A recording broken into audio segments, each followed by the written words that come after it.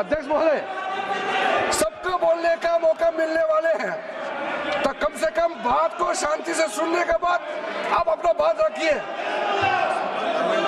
ये कोई तरीका नहीं होता है सर।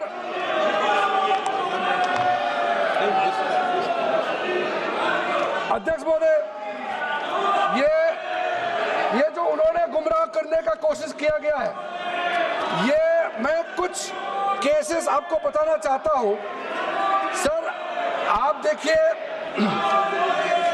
आर्टिकल 25(1) क्या कहता है, संविधान का अनुच्छेद आर्टिकल 25(1) कहता है, subject to public order, morality and health, and to the other provisions of this part, all the persons are equally entitled to freedom of conscience and the right freely to profess, practice and propagate religion.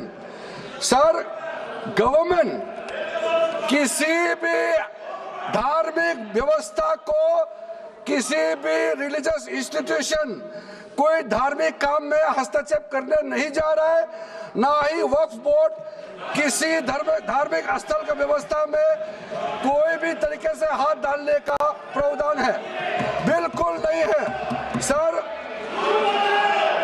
आप अगर हम कोई नमाज, sir ये क्या झूठ बोल रहे हैं? ये कॉन्स्टिट्यूशन, हम कॉन्स्टिट्यूशन का प्रावधान पढ़ रहे हैं, फिर भी झूठ बोल रहे हैं। ये कॉन्स्टिट्यूशन को नहीं मानते हैं सर। किसी मस्जिद का मैनेजमेंट को हम हस्तक्षेप करने का कोई इसमें प्रावधान नहीं लिया जा रहा है। एक मिनट माननीय सदस्य, आप भारत की संसद में बैठे हो, गरिमा मर्यादा बनाए रखो, बैठे बैठे टिप्पणी मत करो। हाँ, आपको जब मौका मिलेगा आप अपनी बात कहना, बैठे बैठे टिप्पणी नहीं कर सकते, ये संसद की मर्यादा नहीं है, ऐसे नहीं चलेगा सदन। सदन व्यवस्था नियम से चलेगा। किसी भी व्यक्ति को बैठे बैठे कोई भी सदस्य जो बोल रहा हो उसके बीच में टिप्पणी करने का अधिकार नहीं है। माननीय मंत्री जी। अध्यक्ष महोदय जी, ये वक्फ बोर्ड का जो प्रावधान किसी मस्जिद, किसी मंदिर, किसी धार्मिक स्थल का व्यवस्था का कोई लेना देना नहीं है। ये सिंपली एक प्रॉपर्टी का मैनेजमेंट का विषय है। ये कोई मुसलमान अपना ज़कात देता है, फितरा देता है, उसको हम पूछने वाला कौन होते हैं? ये आपका धार्मिक भावना से जुड़े हुए चीज है, उसमें सरकार का कोई लेना देना नहीं है। लेकिन ये वक्फ प्रॉपर्टी का मामला है, लेकिन वक्फ प्रॉपर्टी का मैनेजमेंट करता है, मुतवालिज करता है।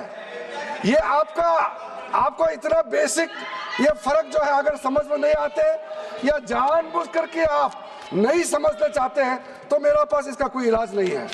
अध्यक्ष महोदय जी, ये आपके माध्यम से मैं फिर से कहना चाहता हूं कि ये सर क्या ये ऐसा बहस नहीं होता है जी। आप लोग का तर्क रखने का समय में बोलिए, ये बीच में कमेंट पास करने से सर हमारा पॉइंट का फ्लो भी बिगड़ता है और आवाज भी ठीक नहीं हो, आवाज भी ठीक से नहीं जाएगा। आप क्या चीज को जवाब देंगे सर? इसमें मैं कई ऐसे कई केसेस है जिसको मैं रेफर कर सकता हूं, लेकिन सदन में 3 केसेस का मैं रेफर करूंगा तो दूध का दूध पानी का पानी हो जाएगा कि ये धार्मिक व्यवस्था से कोई लेना देना नहीं है। आपको मैं पहला एग्जांपल देना चाहता हूं, सैयद फजल पकुया तंगल वर्सेस यूनियन ऑफ इंडिया। इसमें क्या केरला हाईकोर्ट का फैसला है। केरला हाईकोर्ट ने कहा The Waqf Board is a statutory body, pure and simple. It is not a representative body of the Muslim community.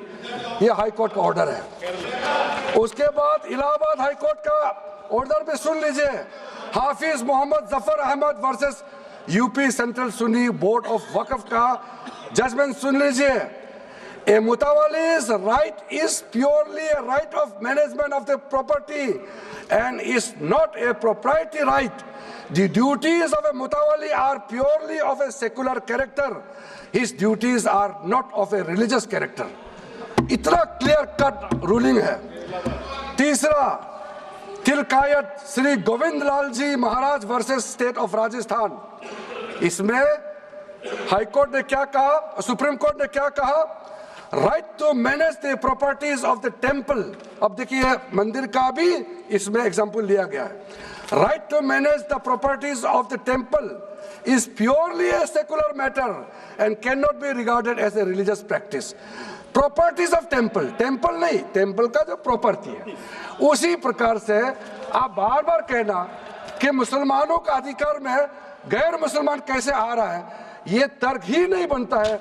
आप ये आज से ये बात बोलने के लिए आप बंद कीजिए। सर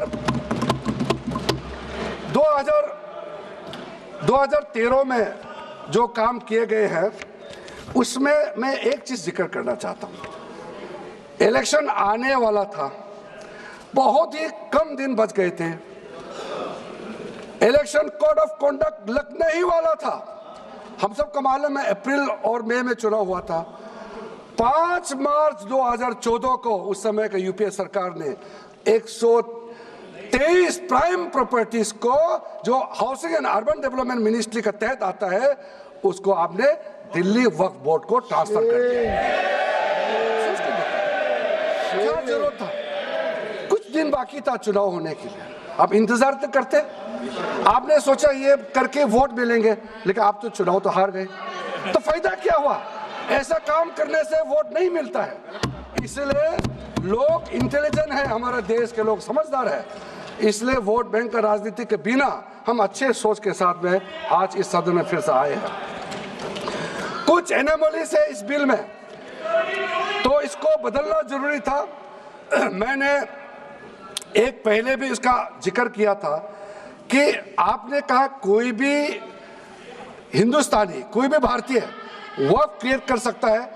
वो 95 में ऐसा नहीं था, आपने 13 में बदलाव किया, उसको हमने फिर से 1995 का प्रावधान को फिर से रिवाइव करते हुए ये हमने जोड़ा है कि वक्फ वही क्रिएट कर सकता है जो मिनिमम 5 साल इस्लाम को प्रैक्टिस करता है।